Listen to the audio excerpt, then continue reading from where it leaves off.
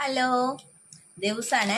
അപ്പം ഞാനേ ഇന്നൊരു പ്രോഡക്റ്റ് ഓൺലൈനിൽ വരുത്തി. ഓൺലൈനിൽ ഞാൻ ആദ്യമായിട്ട് ഒരു പ്രോഡക്റ്റ് ഒക്കെ വരുത്തുന്നത് കേട്ടോ.